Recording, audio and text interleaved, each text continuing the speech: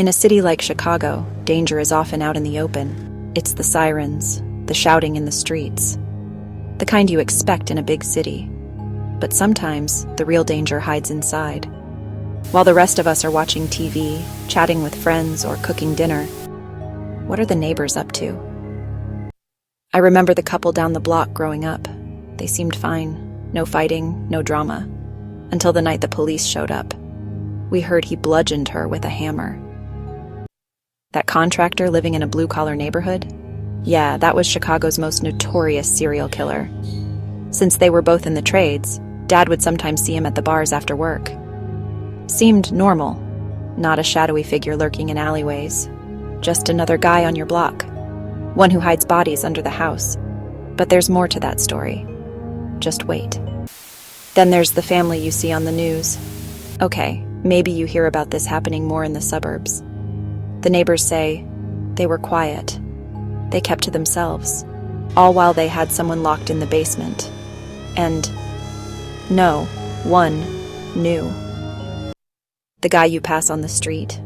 The one who could have done you harm if not for the passing cars, or someone else turning the corner, just in time.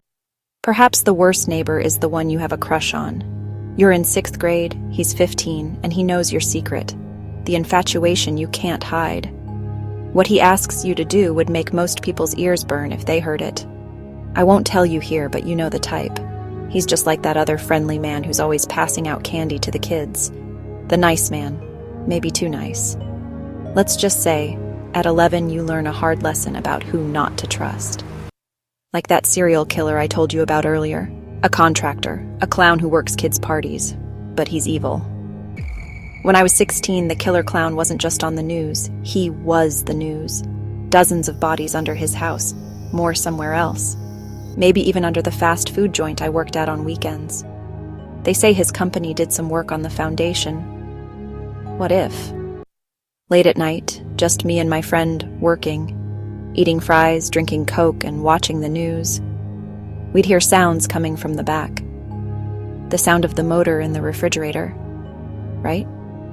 Afraid to go back and look because we just knew there was someone underneath, trying to break free. So the next time you're walking the dog and you pass a neighbor wielding a chainsaw while working on the house, don't just think neighbor.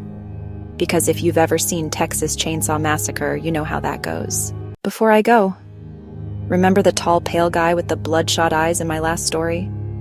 The one who could suck the life out of you? Well, he was a neighbor too. And he might be moving back. Like and subscribe so you won't miss out. Because, like I said, that's a story for another night.